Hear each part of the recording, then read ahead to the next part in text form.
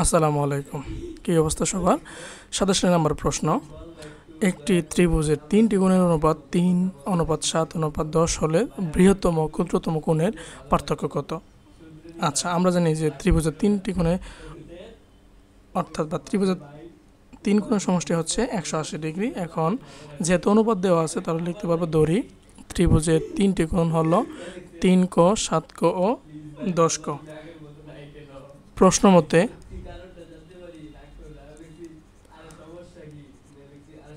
3 ক প্লাস 7 ক প্লাস 10 ক এর সমষ্টি হচ্ছে কত? 180 ডিগ্রি।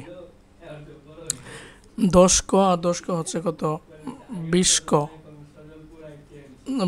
20 ক ইকুয়াল হচ্ছে 180 ডিগ্রি, বা ক ইকুয়াল হচ্ছে 180 ডিভাইডেড বাই হচ্ছে 20, 0 0 কাটা থাকবে হচ্ছে 9 ডিগ্রি। তাহলে ক এর মান আমরা কত পেয়ে গেলাম? 9 ডিগ্রি। এখন এখানে বৃহত্তম কোণটা, বৃহত্তম কোণ সমান এখানে কত? 10 ক, অর্থাৎ কি 10 কোণ 9 সমান হচ্ছে 90 ডিগ্রি। এবং ক্ষুদ্রতম কোণ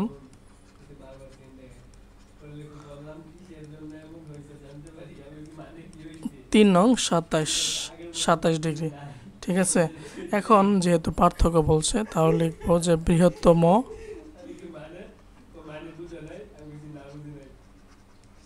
ও ক্ষুদ্রতম কোণের পার্থক্য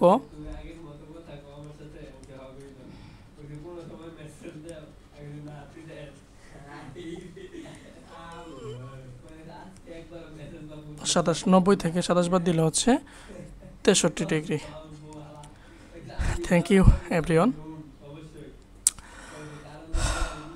অন্যান্য প্রশ্ন সমাধান আছে, সময় সুযোগ থাকলে দেখে নিন।